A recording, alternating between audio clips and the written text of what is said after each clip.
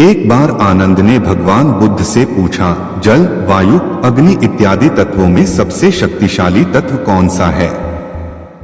भगवान बुद्ध ने कहा, आनंद, पत्थर सबसे कठोर और शक्तिशाली दिखता है, लेकिन लोहे का हथौड़ा पत्थर के टुकड़े टुकड़े कर देता है, इसलिए लोहा पत्थर से अधिक शक्तिशाली है।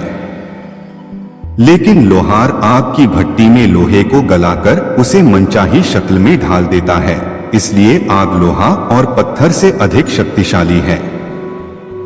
मगर आग कितनी भी विकराल क्यों न हो, जल उसे शांत कर देता है। इसलिए जल पत्थर, लोहे और अग्नि से अधिक शक्तिशाली है। लेकिन जल से भरे बादलों को वायु कहीं से कहीं उड़ाकर ले जाती है, इसलिए वायु जल से भी अधिक बलशाली है। लेकिन हे आनंद, इच्छा शक्ति वायु की दिशा को भी मोड़ सकती है। इसलिए सबसे अधिक शक्तिशाली तत्व है व्यक्ति की इच्छा शक्ति। इच्छा शक्ति से अधिक बलशाली तत्व कोई नहीं है। यदि किसी काम को अपनी इच्छा से किया जाए तो सफलता जरूर मिलती है। बुद्ध के पास एक राजकुमार दीक्षित हो गया। दीक्षा के दूसरे ही दिन किसी श्राविका के घर उसे भिक्षा लेने बुद्ध ने भेज दिया। वह वहां गया। रास्ते में 2-3 घटनाएं ऐसी घटी, लौटते में उनसे वह बहुत परेशान हो गया। रास्ते में उसके मन में ख्याल आया कि मुझे जो भोजन प्रिय हैं, वे तो अब नहीं मिलेंगे। लेकिन श्राविका के घर जाकर पाया कि वही भोजन थाली हैं जो उसे बहुत प्रीतिकर हैं। वह बहुत हैरान हुआ। फिर सोचा, संयोग होगा, जो मुझे पसंद है वही आज बना होगा।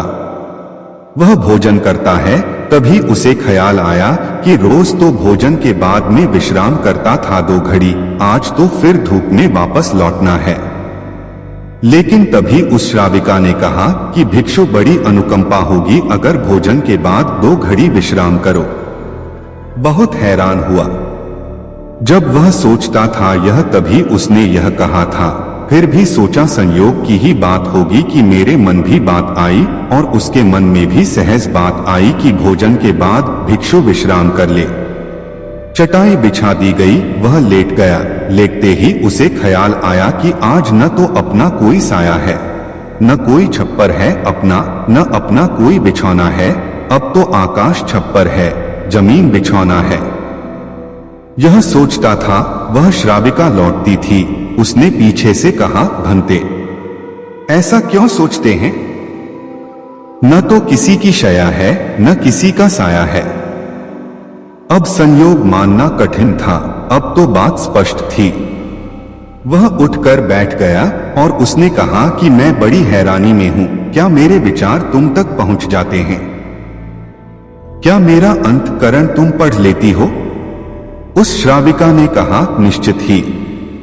पहले तो सबसे पहले स्वयं के विचारों का निरीक्षण शुरू किया था, अब तो हालत उल्टी हो गई। स्वयं के विचार तो निरीक्षण करते करते क्षीण हो गए और विलीन हो गए। मन हो गया निर्विचार। अब तो जो निकट होता है उसके विचार भी निरीक्षण में आ जाते हैं। वह भिक्षु घबराकर खड़ा हो गया और उसने कहा कि मुझे आज्ञा दें, मैं जाऊं। उसके हाथ पैर कंपने लगे। उस श्राविका ने कहा, इतने घबराते क्यों हैं? इसमें घबराने की क्या बात है? लेकिन भिक्षु फिर रुका नहीं। वह वापस लौटा। उसने बुद्ध से कहा, क्षमा करें, उस द्वार पर दोबारा भिक्षा मांगने में न जा सकूंगा। बुद्ध ने कहा, कुछ गलती हुई, वहां कोई भूल हुई। उस भिक्षु ने कहा, न तो भूल हुई न कोई गलती, बहुत आदर सम्मान और जो भोजन मुझे प्रिय था वह मिला। लेकिन वह श्राविका, वह युवती दूसरे के मन के विचारों को पढ़ लेती है। यह तो बड़ी खतरनाक बात है, क्योंकि उस सुंदर युवती को देखकर मेरे मन में तो कामवासना भी उठी, विकार भी उठा था, वह भी पढ़ लिया गया होगा। अब मैं कैसे वहां जाऊं? कैसे उसके सामने खड़ा होऊंगा? मैं नहीं जा सकूंगा, मुझे क्षमा करें। बुद्ध ने कहा, वहीं जाना पड़ेगा। अगर ऐसी क्षमा मांगनी थी तो भिक्षु नहीं होना था, जानकर वहां भेजा है। और जब तक मैं न रोकूंगा तब तक वहीं जाना पड़ेगा। महीने 2 महीने, वर्ष 2 वर्ष, निरंतर यही तुम्हारी साधना होगी। लेकिन होशपूर्वक जाना, भीतर जागे हुए जाना और देखते हुए जाना कि कौन से विचार उठते हैं, कौन सी वासनाएं उठती हैं, और कुछ भी मत करना, लड़ना मत। जागे हुए जाना, देखते हुए जाना भीतर की क्या उठता है, क्या नहीं उठता। वह दूसरे दिन भी वहीं गया। सोच ले उसकी जगह आप ही जा रहे हैं, और वह श्राविका आपका मन पढ़ लेती है, और वह बहुत सुंदर है, बहुत आकर्षक है, बहुत सम्मोहक है, और वह मन पढ़ लेती है आपका। हाँ, मन न पढ़ती होती, यह आपको पता न होता, तो फिर मन में आप कुछ भी करते। आज क्या करेंगे? आज आप ही जा रहे हैं, उसकी जगह भिक्षा मांगने रास्ते पर आप हैं। वह भिक्षु बहुत खतरे में है, अपने मन को देख रहा है, जागा हुआ है। आज पहली दफा जिंदगी में वह जागा हुआ चल रहा है सड़क पर। जैसे जैसे उस श्राविका का घर करीब आने लगा, उसका होश बढ़ने लगा। भीतर जैसे एक दिया जलने लगा और चीजें साफ दिखाई पड़ने लगी और विचार घूमते हुए मालूम होने लगे। जैसे उसकी सीढ़ियां चढ़ा, एक सन्नाटा छा गया। भीतर होश परिपूर्ण जग गया। अपना पैर भी उठाता है तो उसे मालूम पड़ रहा है, श्वास भी आती जाती है तो उसके बोध में है। जरा सा भी कंपन विचार का भीतर होता है, लहर उठती है कोई वासना की, वह उसको दिखाई पड़ रही है। वह घर के भीतर प्रविष्ट हुआ, मन में और भी गहरा शांत हो गया। वह बिल्कुल जागा हुआ है, जैसे किसी घर में दिया जल रहा हो और एक एक चीज कोना कोना प्रकाशित हो रहा हो। वह भोजन को बैठा, उसने भोजन किया, वह उठा, वह वापस लौटा, वह उस दिन नाचता हुआ वापस लौटा। बुद्ध के चरणों में गिर पड़ा और उसने कहा, अद्भुत हुई बात। जैसे जैसे मैं उसके निकट पहुंचा और जैसे जैसे मैं जागा हुआ हो गया, वैसे वैसे मैंने पाया कि विचार तो विलीन हो गए, कामनाएं तो क्षीण हो गईं, और मैं जब उसके घर में गया तो मेरे भीतर पूर्ण सन्नाटा था। वहां कोई विचार नहीं था, कोई वासना नहीं थी, वहां कुछ भी नहीं था। मन बिल्कुल शांत और निर्मल दर्पण की भांति था। बुद्ध ने कहा, इसी बात के लिए वहां भेजा था, कल से वहां जाने की जरूरत नहीं। अब जीवन में इसी भांति जियो जैसे तुम्हारे विचार सारे लोग पढ़ रहे हों। अब जीवन में इसी भांति चलो जैसे जो भी तुम्हारे सामने है वह जानता है, तुम्हारे भीतर देख रहा है। इस भांति भीतर चलो और भीतर जागे रहो। जैसे जैसे जागरण बढ़ेगा वैसे वैसे विचार वासनाएं क्षीण होती चली जाएंगी। जिस दिन जागरण पूर्ण होगा उस दिन तुम्हारे जीवन में कोई कालिमा, कोई कलुष रह जाने वाला नहीं है। उस दिन एक आत्मक्रांति हो जाती है। राजा अजातशत्रु का राज्य बहुत अच्छा चल रहा था, किंतु कहते हैं न कि समय हमेशा एक जैसा नहीं रहता। ऐसा ही अजातशत्रु के साथ हुआ। राजा कई मुश्किलों से घिर गए और उन मुश्किलों से बाहर नहीं निकल पा रहे थे। उन्होंने कई युक्तियां अपनाई लेकिन असफल रहे। एक दिन उनकी मुलाकात एक तांत्रिक से हुई। राजा ने तांत्रिक को अपनी मुश्किलें बताईं। तांत्रिक ने राजा की बातों को ध्यान से सुना, फिर उसने एक उपाय बताया। तांत्रिक ने कहा, आपको पशु बलि देनी पड़ेगी, तभी आपकी मुश्किलों का समाधान होगा। पहले तो राजा काफी सोच विचार में पड़ गया, लेकिन उन्हें जब कोई भी रास्ता न दिखा तो उन्होंने तांत्रिक की बात मान ली। तांत्रिक के कहे एक बड़ा अनुष्ठान किया गया। पशुओं को मैदान में बलि देने के लिए बांध दिया गया। संयोगवश उस समय महात्मा बुद्ध राजा के नगर में पहुंचे। वे उसी स्थान से गुजर रहे थे जहां पर राजा ने अनुष्ठान कराया था। महात्मा बुद्ध ने जब देखा कि निर्दोष पशुओं की बलि दी जाने वाली है तो वे राजा के पास गए और बोले, राजन, आप इन निर्दोष पशुओं को क्यों मारने जा रहे हैं? राजा बोले, महात्मा जी, मैं इन्हें मारने नहीं अपितु राज्य के कल्याण के लिए इनकी बलि देने जा रहा हूं, जिससे सारे राज्य का कल्याण होगा। महात्मा बुद्ध बोले, क्या किसी निर्दोष जीव की बलि देने से किसी का भला भी हो सकता है? थोड़ा सा रुककर महात्मा बुद्ध ने जमीन से एक तिनका उठाया और राजा को देते हुए बोले, इसे तोड़कर दिखाएं। राजा ने तिनके के 2 टुकड़े कर दिए। बुद्ध बोले, इसे अब पुनः जोड़ दें। राजा बोले, महात्मा जी, यह आप कैसी बातें कर रहे हैं? इसे तो अब कोई भी नहीं जोड़ सकता। तब बुद्ध राजा को समझाते हुए बोले, राजन, जिस प्रकार इस तिनके के टूट जाने के बाद आप इसे नहीं जोड़ सकते, ठीक उसी प्रकार जब आप इन पशुओं की बलि देंगे तो यह निर्दोष जीव आपके कारण मृत्यु को प्राप्त होंगे और इन्हें आप दोबारा जिंदा नहीं कर सकते, बल्कि इनके मरने के बाद आपको जीव हत्या का दोष लगेगा और आपकी मुश्किलें कम होने के बजाय और भी कहीं अधिक बढ़ जाएंगी, क्योंकि किसी भी निर्दोष जीव को मारकर कोई भी व्यक्ति खुशी नहीं प्राप्त कर सकता। आपकी समस्या का हल निर्दोष जीवों को मारने से कैसे हो सकता है? आप राजा हैं, आपको सोच विचार कर निर्णय लेना चाहिए। अगर आप सच में अपनी मुश्किलों का हल चाहते हैं तो दिमाग से काम लीजिए, मुश्किलें तो आती जाती रहती हैं। यही जिंदगी का सच है। किसी निर्दोष जीव को मारने से समस्याएं नहीं समाप्त होंगी, बल्कि उसका हल आपको बुद्धि से ही निकालना होगा। बुद्ध की बात सुनकर अजातशत्रु उनके चरणों में गिर पड़े और अपनी भूल की क्षमा मांगने लगे। अजातशत्रु ने ऐलान करा दिया कि अब से उनके राज्य में किसी निर्दोष जीव की हत्या नहीं की जाएगी। एक व्यक्ति, कोई जिज्ञासु, एक दिन आया। उसका नाम मौलुंक पुत्र था। एक बड़ा ब्राह्मण विद्वान 500 शिष्यों के साथ बुद्ध के पास आया था। निश्चित ही उसके पास बहुत सारे प्रश्न थे। एक बड़े विद्वान के पास ढेर सारे प्रश्न होते ही हैं, समस्याएं ही समस्याएं। बुद्ध ने उसके चेहरे की तरफ देखा और कहा, मौलुंक पुत्र, एक शर्त है। यदि तुम शर्त पूरी करो, केवल तभी मैं उत्तर दे सकता हूं। मैं तुम्हारे सिर में भनभनाते प्रश्नों को देख सकता हूं। 1 वर्ष तक प्रतीक्षा करो, ध्यान करो, मौन रहो। जब तुम्हारे भीतर का शोरगुल समाप्त हो जाए, जब तुम्हारी भी की बातचीत रुक जाए, तब तुम कुछ भी पूछना और मैं उत्तर दूंगा। यह मैं वचन देता हूं। मौलुंक पुत्र कुछ चिंतित हुआ। 1 वर्ष केवल मौन रहना और तब यह व्यक्ति उत्तर देगा। और कौन जाने कि वे उत्तर सही भी हैं या नहीं। तो हो सकता है 1 वर्ष बिल्कुल ही बेकार जाए। इसके उत्तर बिल्कुल व्यर्थ भी हो सकते हैं।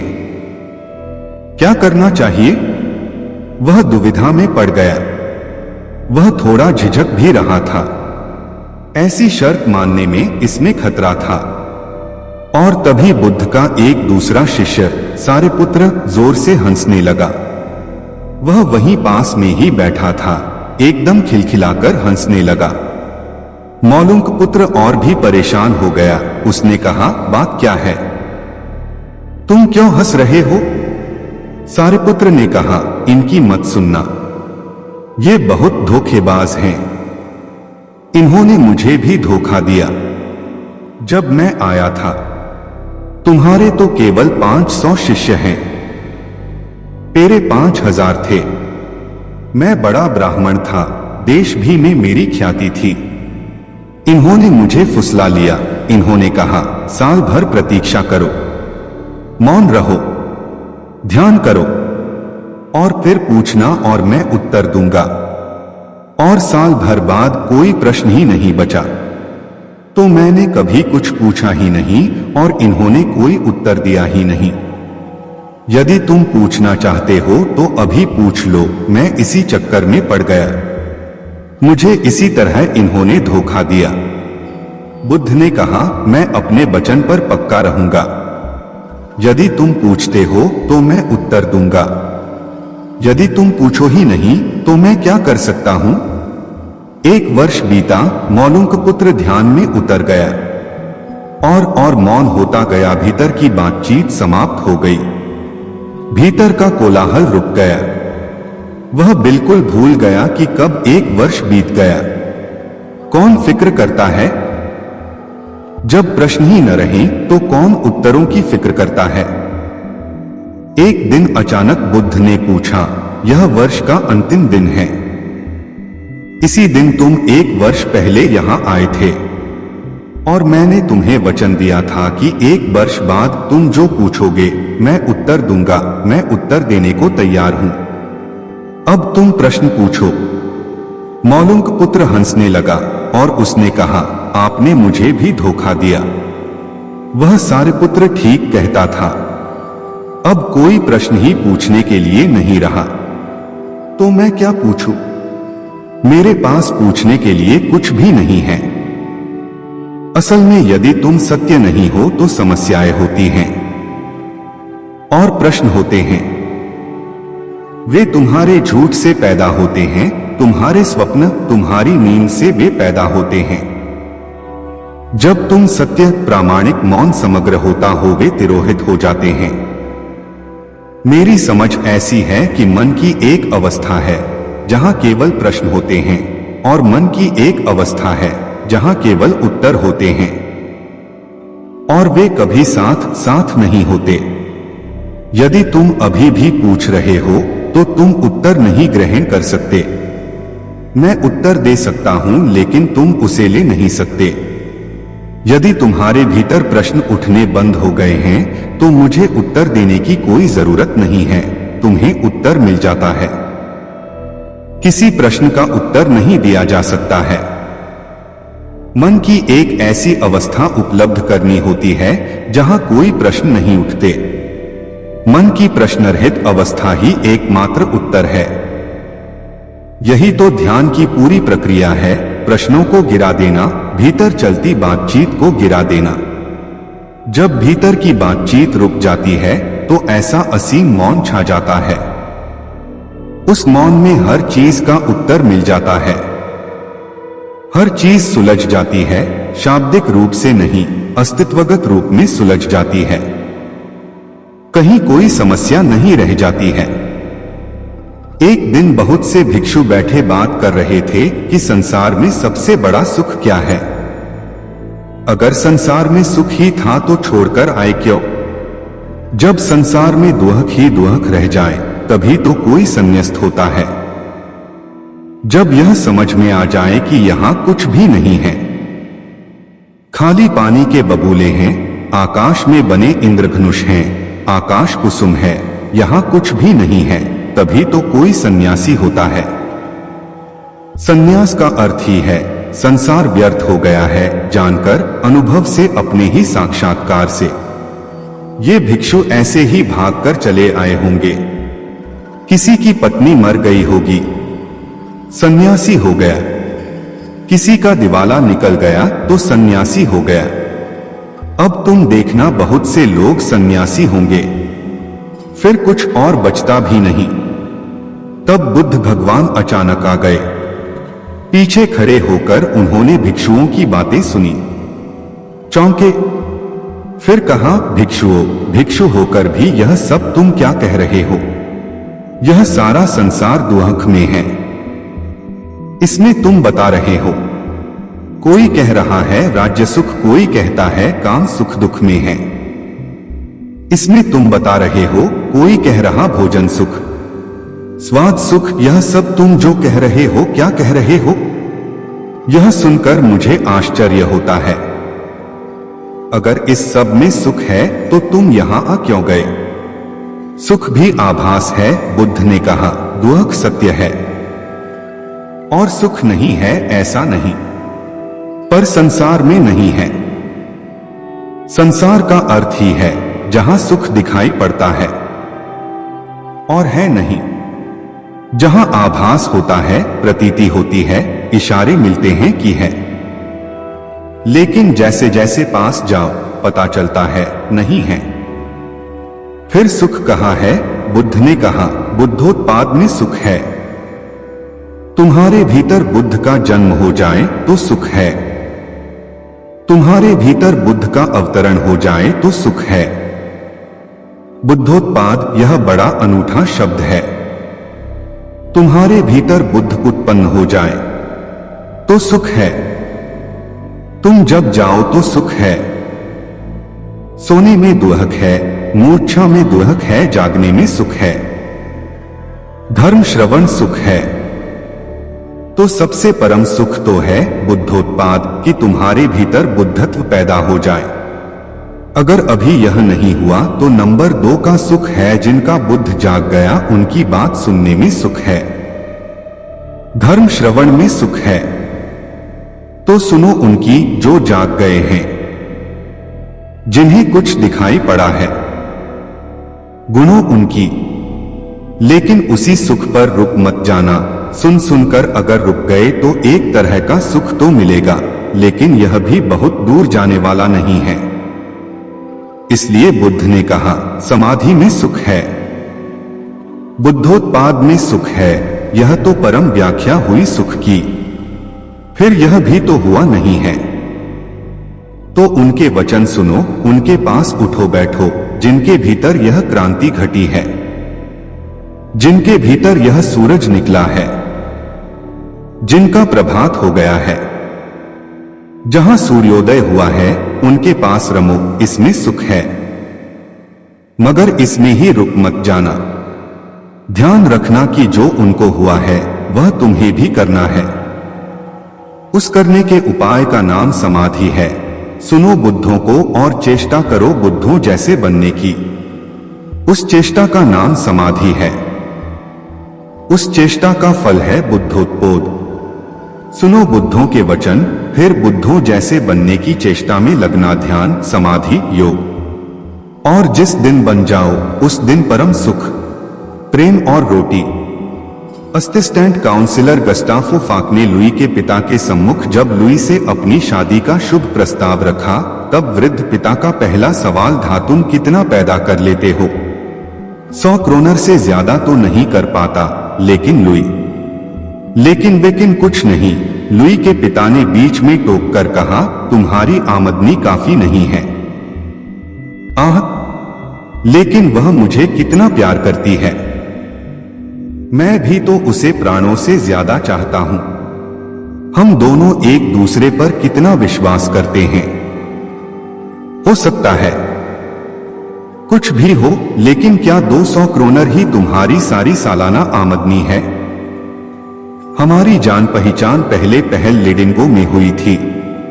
सरकारी तनख्वाह के अलावा भी तुम्हें कुछ ऊपरी आमदनी है क्या? लुई के पिता ने जोर देकर पूछा। हाँ, अच्छा, हमारे ख्याल से इतना ही हम दोनों के लिए काफी है। और फिर देखिए हमारा आपस में प्रेम। सो तो बिल्कुल ठीक है, लेकिन मुझे साफ साफ कुछ हिसाब किताब तो बताओ। ओह, उत्सुक प्रेमी ने कहा, मैं कुछ ऊपरी काम करके काफी पैदा कर सकता हूं। क्या क्या? और कितने का? मैं फ्रेंच पढ़ा सकता हूं और अनुवाद भी कर सकता हूं, और फिर मैं प्रूफ रीडिंग से भी तो कुछ पैदा कर सकता हूं। कितना अनुवाद कर सकते हो? पेंसिल हाथ में उठाकर वृद्ध ने पूछा। यह तो ठीक नहीं बतला सकता, लेकिन फिलहाल मैं एक फ्रेंच की किताब का अनुवाद 10 क्रोनर फी फुरमे के हिसाब से कर रहा हूं। कुल मिलाकर कितने फर्मे हैं सारी किताब में? यही कुछ दर्जन कहना चाहिए। बहुत ठीक, यह कुल समझ लो 250 क्रोनर हुआ। इसके सिवा और क्या है? उफ, मैं कह नहीं सकता। कुछ ठीक तय नहीं है। क्या कुछ ठीक तय नहीं है? और तुम शादी करना चाहते हो? अरे बच्चू, मालूम होता है कि तुम जानते नहीं हो कि शादी होती क्या है। समझे? क्या तुम्हें मालूम है कि तुम्हारे बच्चे होंगे, उन्हें खिलाना पड़ेगा, पहनाना पड़ेगा, पढ़ाना पड़ेगा, और उनके लिए न जाने क्या क्या और करना पड़ेगा। लेकिन फाक ने विरोध करते हुए कहा, बच्चे तो देर में भी हो सकते हैं, और हम लोग इतना प्यार करते हैं कि बच्चों का जल्दी पैदा होना बिल्कुल निश्चित है। इसीलिए फिर कुछ रुककर लुई के पिता ने कहना शुरू किया, मेरे ख्याल से तुम दोनों के दोनों शादी करने पर तुले हुए हो, इसमें कोई शक नहीं, और ठीक है, लेकिन यह तो बताओ कि तुम्हें एक दूसरे में कौन सी बात अच्छी लगती है।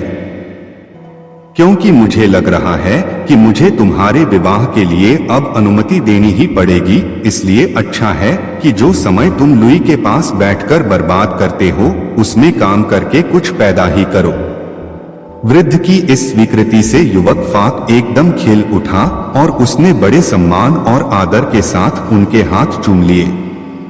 भगवान ही जानता है वह उस वक्त कितना खुश था और उसकी लुइयो वह भी तो फूली नहीं समाती थी। शाम को जब वे साथ साथ हाथ में हाथ डालकर घूमने गए तो कैसा सुंदर गर्वसा अनुभव कर रहे थे और उनके मुखों पर एक विचित्र चमक सी खिल रही थी। अब वह शाम को उससे मिलने आने लगा था। साथ में वे छपे हुए कागज ले आया करता था जिनका वह प्रूफ ठीक करता होता। इसका पापा के ऊपर बड़ा अच्छा असर पड़ा और लुई ने भी सोचा कि मेरे लिए वह कितनी मेहनत करते हैं, यही सोचकर वह उसे चूम लेती। लेकिन एक दिन शाम को जरा जी बहलाने की गरज से वे थिएटर चले गए। वहां से लौटे तो एक सिकर में। इस सब में पूरे 10 क्रोनर खर्च हो गए। इसी तरह कई और दिन शाम को वह ट्यूशन पर न जाकर लुई के साथ घूमने निकल गया। जैसे जैसे शादी का दिन नजदीक आता जाता था अपना घर सजाने की फिक्र उन पर सवार होती जाती थी, इसलिए कुछ जरूरी चीजें भी खरीदनी थीं। उन्होंने एक बढ़िया सा पलंग खरीदा जिसमें स्प्रिंगदार गड्ढे, बढ़िया चादर, तकिया और मच्छरदानी भी साथ में थे। लेकिन लुई को एक नीला रेशमी लिहाफू चाहिए था क्योंकि उसके बाल पीले सुनहरे रंग के थे, सो वह भी खरीदा गया। इसके सिवाय उन्होंने लाल शेड वाला एक लैंप खरीदा, वीनस की एक चीनी की प्रतिमा खरीदी और एक मेज ली जिसमें चाकू, छुरी, कांटे और शीशे के बर्तनों का एक बढ़िया सेट भी शामिल था। रसोई के लिए बर्तन खरीदने में लुई ने अपनी मां की सलाह और सहायता ली।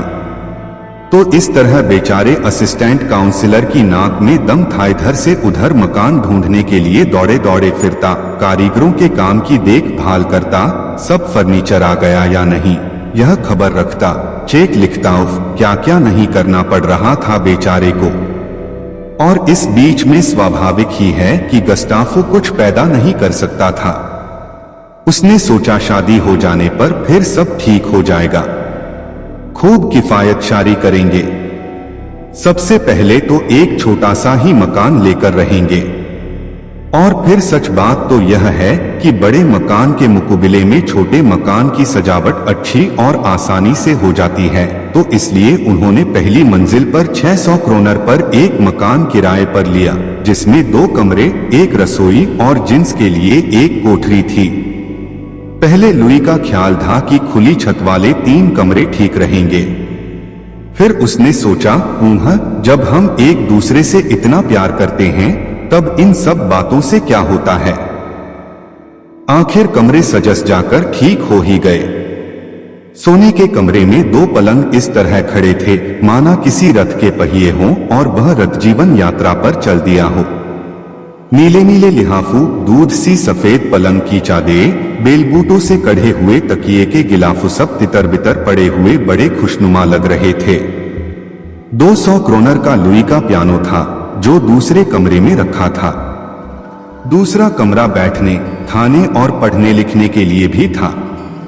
इसमें एक बड़ी और बढ़िया राइटिंग टेबल और मेल खाती हुई कुर्सियों के साथ एक डाइनिंग टेबल थी, एक बड़ा गिल्ट के फ्रेम का दर्पण, एक सोफा और एक किताबों का केस सारे के सारे कमरे की शोभा को बढ़ाकर जैसे उसमें बड़ा सुख और आराम सा भरे देते थे। विवाहोत्सव शनिवार की रात को संपन्न हुआ था और दूसरे दिन रविवार को काफी दिन चढ़े तक पति पत्नी सोए हुए थे। गस्टाफो पहले उठ बैठा, हालांकि सूरज की तेज रोशनी किवाड़ों की संदों में होकर आ रही थी, फिर भी उसने किवाड़ों को खोला नहीं, प्रत्युत लाल शेड वाला लैंप जला दिया जिसके अरुण प्रकाश में वीनस की चीनी की प्रतिमा एक रहस्यभरी आभा से ज्योतित होकर खिल पड़ी। तृप्त और अलसाई बधू भी पास ही लेटी हुई थी।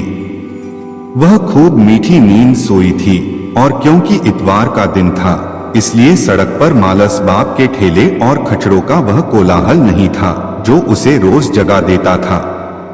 और जरा देर बाद ही गिरजे का मधुर घंटा टन टन बजने लगा, मानो पुरुष और नारी के मृदुल मिलन से उत्पन्न सौंदर्य सृष्टि के शुभावसर पर बाजे बजाकर बधाइयां दे रहा हो। लुई ने करवट बदली। गस्टाफो पर्दे के पीछे कपड़े पहनने चला गया, जहां से फिर वह रसोई में खाने की तैयारी के लिए आदेश देने चला गया। तांबे और टीन के नए नए बर्तन वह कैसे जगमग चमचमा रहे थे, और यह सब उसी का तो था और था उसकी प्यारी पत्नी का। उसने रसोइये से कहा, पास के ही रेस्तरों में जाओ और कह दो कि ठीक वक्त पर 2 जनों के लिए खाना यहाँ भेज दिया जाए। रेस्तरां का मालिक गस्टाफ और लुई के इस विवाह के विषय में पहले से ही जानता था और उसे खाना तैयार करके रखने के लिए आदेश भी 1 दिन पहले ही मिल चुका था। आज वह केवल सूचना पाने की प्रतीक्षा कर रहा था। तत्पश्चात दूल्हा महाशय फिर लौटकर शयनगृह के द्वार पर पहुंचे और धीरे से किवाड़ों को खटकाकर कहा, क्या मैं अंदर आ सकता हूं? एक हल्की सी चीख सुनाई पड़ी और फिर ही प्रियतमजरा बस ठहर जाओ। इस बीच में गस्टाफ मेज उठाकर रखता है, उस पर एक सफेद चिट्टा मिचपोश डालकर शीशे और चीनी के बर्तन, छुरियां, चाकू और कांटे सब कुछ सजाकर रख देता है। जैसे ही लुई ने कमरे में पदार्पण किया, सूर्य की रजत रश्मियों ने उसके गालों और सुनहरी केशों को चूमकर उसका स्वागत किया। लेकिन वह अब भी थकी हुई थी, इसलिए गस्टाफ ने उसे अपनी भुजाओं में भरकर आराम कुर्सी पर बैठाल दिया और आराम कुर्सी को सरकाकर, उसमें पहिए लगे हुए थे, टेबल के पास ले गया। फिर थोड़ी सी शराब लुई को चखाई, जिससे वह चैतन्य हो गई। जरा सोचिए तो, अगर उसकी माता को मालूम हो जाए कि मेरी बेटी शराब पीती है तो शादी हो जाने पर तो यह किया जा सकता है। शादी करने का एक यही तो फायदा है कि बहुत सी न करने की बातें करने के लिए मिल जाती हैं। नया पति अपनी नई नई पत्नी की तनिक सी सुविधाओं का, जरा से आरामों का ध्यान रखता है। कितना आनंद आता है इसमें। यह तो ठीक है कि कुमारावस्था में भी मैंने बड़ी बड़ी दावतें खाई थीं, लेकिन उनसे क्या मुझे आनंद मिला था? कुछ भी तो नहीं। इस प्रकार की बातें गस्टाफ बियर के गिलास में ओंठ लगाए सोच रहा था। और यह कुंवारे लोग भी कैसे खोखले दिमाग के होते हैं, कूढ़ मगज। अरे शादी नहीं करना चाहते, यह भी कोई बात है भला। और कितने खुदगरज हैं यह लोग। इन लोगों पर तो मेरे ख्याल से टैक्स लगाना चाहिए, टैक्स जैसे कुत्तों पर लगता है। किंतु लुई अपने विचारों में इतनी कट्टर नहीं है। वह बड़ी सहूलियत और मीठेपन से इस बात को जोर देकर कहती है कि वे बेचारे जो शादी नहीं करते, रहन के काबिल हैं। अगर उनकी हैसियत शादी करने की हो तो वे कुंवारे कभी नहीं रहे। गस्टाफ के दिल में जरा सी कसक है, हाँ, लेकिन सुख कोई धन से ही तो नहीं मिलता। नहीं, लेकिन खैर कोई बात नहीं, थोड़े दिन में ही बहुत सा काम मिल जाएगा और तब फिर सब काम ठीक से चलेगा। और इस समय तो वह बढ़िया खाने खा ही रहा है, मेवे, मिठाइयां और शराब।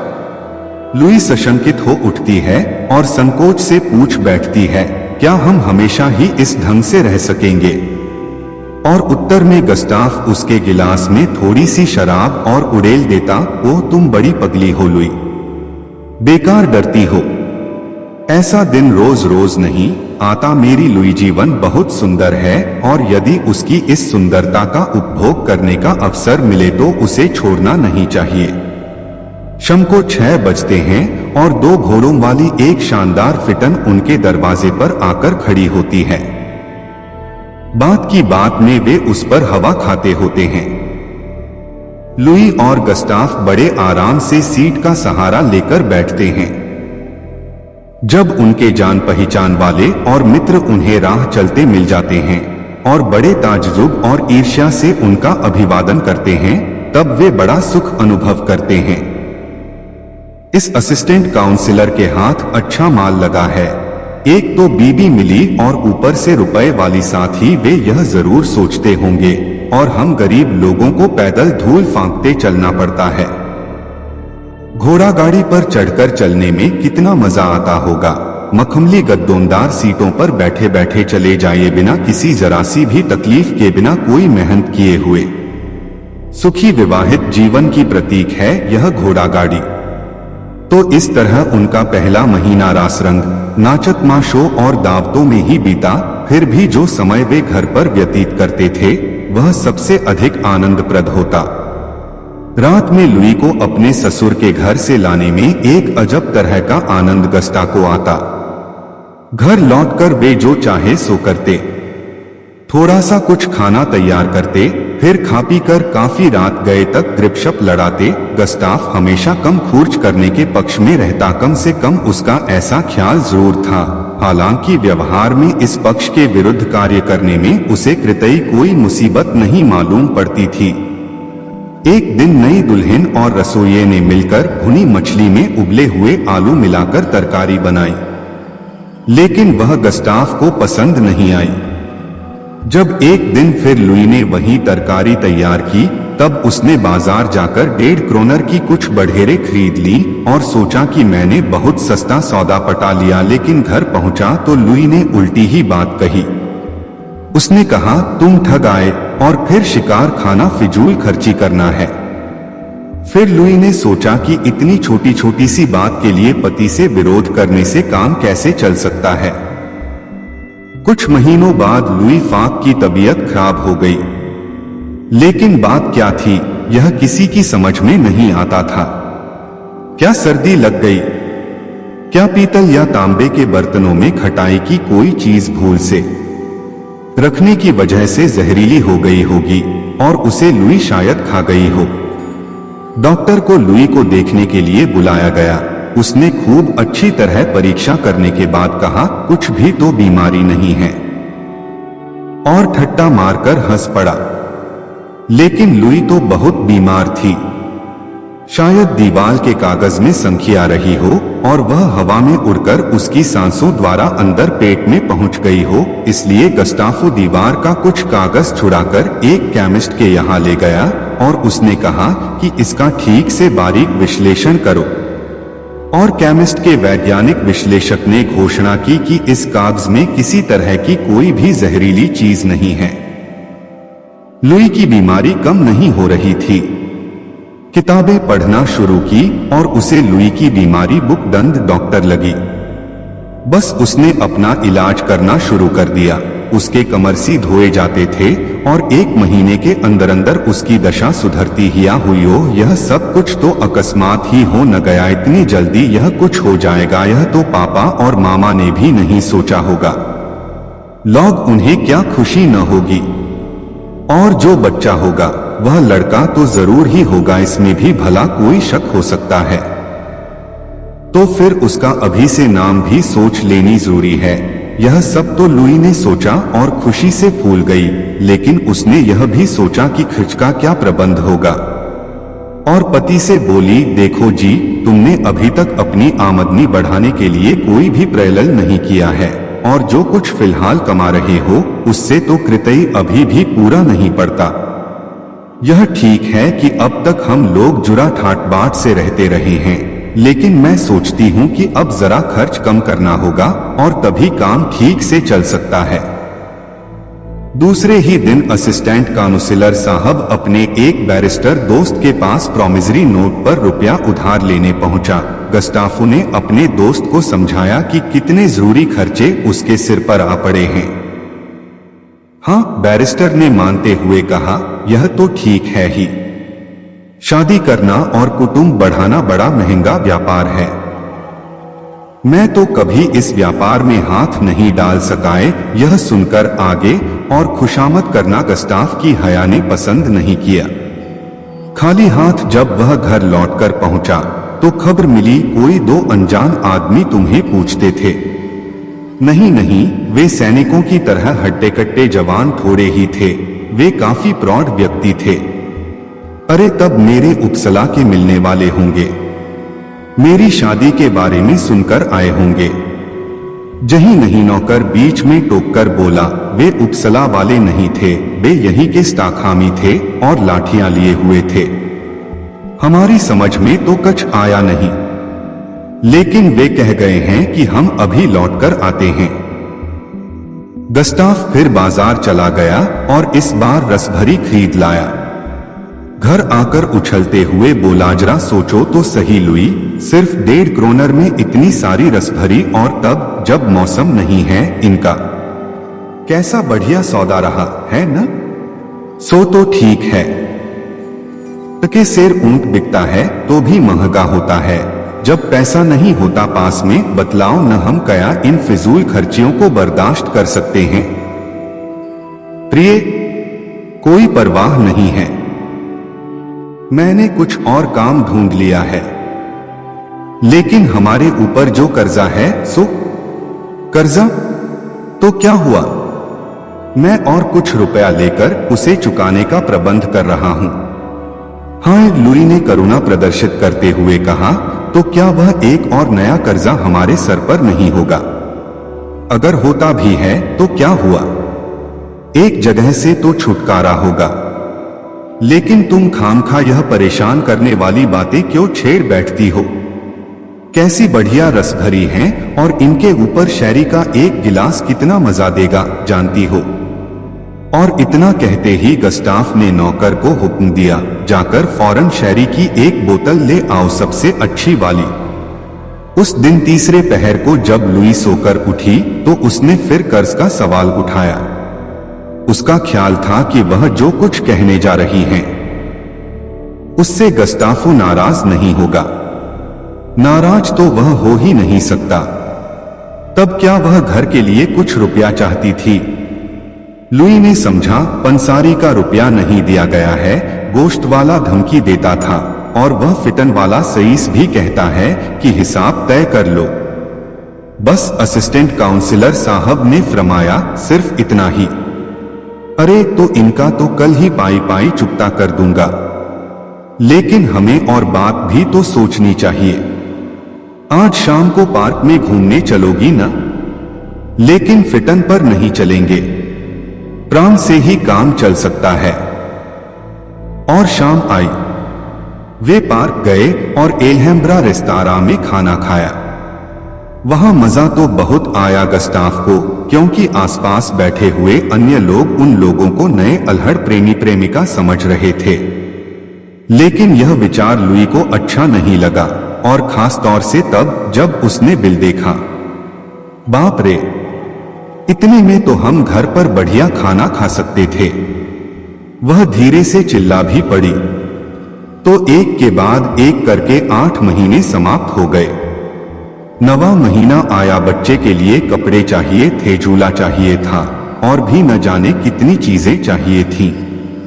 खर्च का प्रबंध करने में गस्टाफ को बड़ी बड़ी कठिनाइयों का सामना करना पड़ा। पंसारी और साइस ने उधार देना बंद कर दिया, क्योंकि उनके भी तो बीबी बच्चे हैं जिन्हें खिलाना पिलाना फनाना भी उतना ही जरूरी है जितना गस्टाफो के लिए अपने कुटुंब की अनिवार्य आवश्यकताओं की पूर्ति करना जरूरी है। उफ, कैसी लिप्सा है यह। आखिर वह शुभ दिन भी आ ही गया।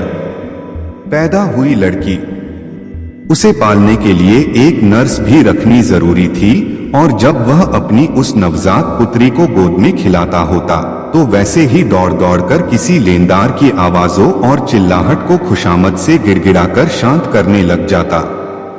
नए नए खर्चे रोज पैदा होते ही गए, और वह उनके दुर्वह भार के नीचे बुरी तरह पिचा जा रहा था। इसमें कोई संदेह नहीं कि कुछ अनुवाद करने का काम उसे मिल गया, लेकिन उस काम को वह सफलतापूर्वक करता भी तो कैसे, जब उसे कृदम कृदम पर तरह तरह की समस्याओं का सामना करना पड़ता था। इसी दुरावस्था में गस्टाफ अपने ससुर से सहायता मांगता है, लेकिन वह उसे बहुत रुखेपन से जवाब देता है, मैं इस बार तो तुम्हारी मदद किए देता हूँ, लेकिन आइंदा फिर कभी नहीं करूँगा। मेरे पास जो कुछ भी थोड़ा सा बचा है वह मेरे ही लिए काफी नहीं है, और फिर तुम ही मेरे लिए अकेले नहीं हो। खैर, तो जैसे तैसे काम चला ससुर की सहायता से। माँ के लिए बढ़िया बढ़िया भोजन जरूरी थे ही, चूजे और बढ़िया शराब भी तो, और बच्ची के लिए रखी गई नर्स को भी वेतन देना ही पड़ता था। खैर सौभाग्यवश जैसे तैसे लुई फिर बिल्कुल अच्छी हो गई।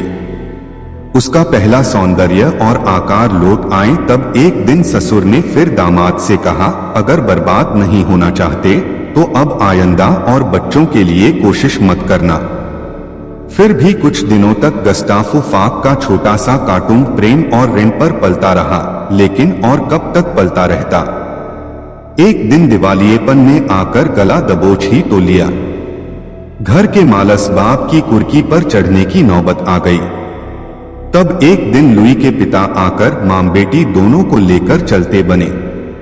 सिकर्म में बैठते बैठते वृद्ध यह कहने से न चुका, मैंने अपनी पुत्री एक ऐसे शख्स को उधार दी थी जिसने उसकी इज्जत उतारकर उसे साल भर बाद ही लौटा दिया। लुई खुशी से गस्टाफ के साथ रहती, लेकिन वहां तो पेट के लिए एक नाज का दाना तक भी तो नसीब नहीं था।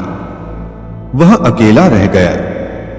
एक दिन कुक अमीन वही लाठी वाले लोग आए और उसके मकान से रसोई के बर्तन तक उठाकर ले गए। घर में न एक फूटी कौड़ी बची, न पानी पीने को एक गिलास, और न लेटने को टूटी चारपाई, और न फटा बिस्तर ही। गस्टाफो का असली जीवन अब शुरू हुआ था। उसने किसी तरह एक दैनिक समाचार पत्र में प्रूफरीडी की जगह पाली थी, जहां उसे रात को 8-8, 10-10 घंटे तक काम करना पड़ता था। सरकारी नौकरी उसकी अब भी बाकी थी, हालांकि तरक्की रुक गई थी क्योंकि वह दिवालिया घोषित नहीं किया गया था। ससुर साहब ने उसके ऊपर इतनी दया जरूर की कि उसे इतवार को अपनी पत्नी और पुत्री से मिलने की अनुमति दे दी, लेकिन एक क्षण के लिए भी वह लुई को अकेले में गस्टाफ के पास नहीं रहने देता था। जब शाम को वह अपने अखबार के ऑफिस में जाने लगता था तो वे लोग उसे दरवाजे तक पहुंचाने आते थे और वह अपने कुचले हुए मरे हुए आत्मसम्मान को लेकर विदा हो जाता था। अपने ऊपर से सारे बोझ को उतारने में संभव है गस्टाफ को 20 वर्ष लग जाएं और तब क्या वह अपनी पली और पुत्री का भरण पोषण कर सकेगा? शायद नहीं, और अगर दुर्भाग्य से इसी बीच में उसके वृद्ध ससुर साहब ढुरक जाएं, तब तो वे सबके सब बिना घर बार के हो जाएंगे। इसलिए उस क्रूर हृदय वाले अपने वृद्ध श्वसुर के प्रति भी उसे कृतज्ञ होना चाहिए, जिसने इतनी निर्ममता से उसके सारे मानवीय सुख को उससे जबरदस्ती छीन लिया। हाँ, और मानव जीवन स्वयं भी तो आज इतना कठोर और कुरूप हो उठा है। खेत में हल चलाने वाले जानवरों का गुजारा तो आसानी से हो जाता है, लेकिन सारी सृष्टि में मनुष्य ही ऐसा प्राणी है जिसे अपना पेट भरने के लिए मेहनत मजदूरी करने की जरूरत पड़ती है। कितनी शर्म की बात है। और यह शर्म चीख चीख कर पूछ रही है कि इस जीवन में हर एक इंसान को क्यों मेवे मिठाई खाने को नहीं मिलते, अरे क्यों रोटी भी नहीं मिलती। वाणी का प्रभाव। एका दिन भगवान बुद्ध भ्रमण करते हुए अपने शिष्यों के साथ जंगल में गए। एक शिकारी शिकार के लिए वहां गया हुआ था। एक सैनिक भी जंगल में रास्ता भटक गया। तीनों को प्यास लगी। दूर कहीं उन्हें एक झोंपड़ी दिखाई दी। उसमें एक अंधा भिक्षु बैठा था। शिकारी वहां पहुंचा और बोला, ऐ अंधे, मुझे पानी पिला दे वरना तीर से तेरा जलपात्र फोड़ दूंगा। अंधा बोला, चल भाग यहां से शिकारी कहीं का, नहीं पिलाता पानी। उसी के पीछे सैनिक आया और बोला, अंधे, पानी पिलाकर मेरी प्यास बुझा, चाहे तो घन और वस्त्र ले ले। अंधे व्यक्ति ने चिढ़कर कहा, राजा का सैनिक है, मुझे लोभ दिखाता है, जा, नहीं मिलेगा पानी। तब तक बुद्ध भी वहां पहुंच गए। उन्होंने कहा, सूरदास जी, थोड़ा सा पानी प्रदान करें तो बड़ी कृपा होगी, प्यास से प्राण संकट में आ गए हैं। अंधा बोला, मेरा सौभाग्य है कि आप मेरी कुटिया में पधारे, लीजिए जल ग्रहण कीजिए। पानी पीकर बुद्ध ने कहा, आप देख नहीं सकते, फिर यह कैसे जान गए कि पहले आया व्यक्ति शिकारी, दूसरा सैनिक तथा तीसरा मैं एक साधु है। अंधा बोला, भंते, वाणी से ही इंसान की पहचान हो जाती है। बुद्ध ने उससे विनती की, आप इन दोनों को भी पानी पिला दीजिए ताकि इनके मन की आंखें भी खुल जाएं। शांति की खोज किसी राजा ने एक युवक की बहादुरी पर खुश होकर उसे राज्य का सबसे बड़ा सम्मान देने की घोषणा की, मगर पता चला कि वह युवक इससे खुश नहीं है। राजा ने उसे बुलवाया और पूछा, युवक, तुम्हें क्या चाहिए? तुम जो भी चाहो मैं तुम्हें देने के लिए तैयार हूं। तुम्हारी बहादुरी और साहस इन पुरस्कारों से बहुत ऊपर है। इस पर उस युवक ने जवाब दिया, महाराज, क्षमा करें, मुझे मान सम्मान, पैसा और पद नहीं चाहिए। मैं तो सिर्फ मन की शांति चाहता हूं। राजा ने सुना तो वह बहुत मुश्किल में पड़ गया। उसने कहा, तुम बड़ी अजीब चीज मांग रहे हो। जो चीज मेरे पास ही नहीं है वह मैं तुम्हें कैसे दे सकता है? फिर कुछ सोचकर राजा बोला, हाँ, मैं एक महापुरुष को जानता हूं, शायद वे तुम्हें मन की शांति दे सकें। राजा स्वयं उस युवक को लेकर महापुरुष के आश्रम में गया। वे महापुरुष कोई और नहीं, स्वयं भगवान बुद्ध थे, जो अद्भुत रूप से शांत और प्रसन्न थे। राजा ने बुद्ध से प्रार्थना की कि वे युवक को मन की शांति प्रदान करें। राजा ने उन्हें यह भी सफाई दी कि युवक ने अपनी असाधारण बहादुरी के लिए यही पुरस्कार मांगा है, मगर मैं खुद ही शांत नहीं हूं, फिर भला उसे कैसे शांति दे सकता हूं? इसलिए इसे आपके पास लेकर आया हूं। इस पर बुद्ध बोले, राजन, शांति ऐसी संपदा नहीं है जिसे कोई ले या दे सके। उसे तो स्वयं ही पाना होता है। उसे न तो कोई दूसरा दे सकता है और न वह दूसरों से छीनी जा सकती है। शांति तो स्वयं ही पाई जा सकती है, उसे कोई और नहीं दे सकता।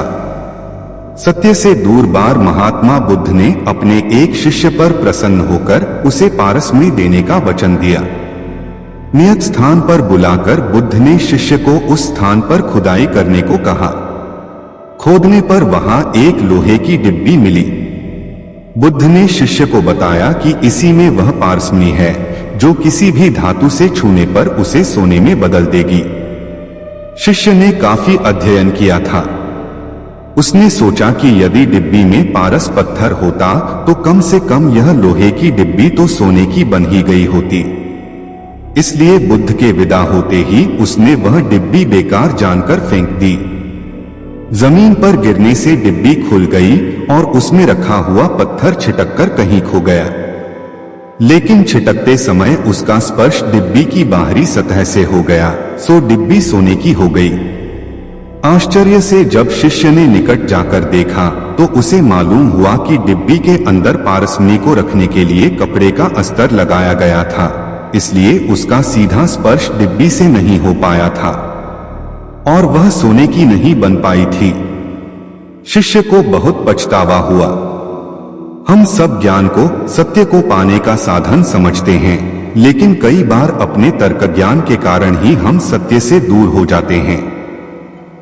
शिष्य अपने अधिक ज्ञान के कारण ही सत्य, पारसमणि से वंचित रह गया।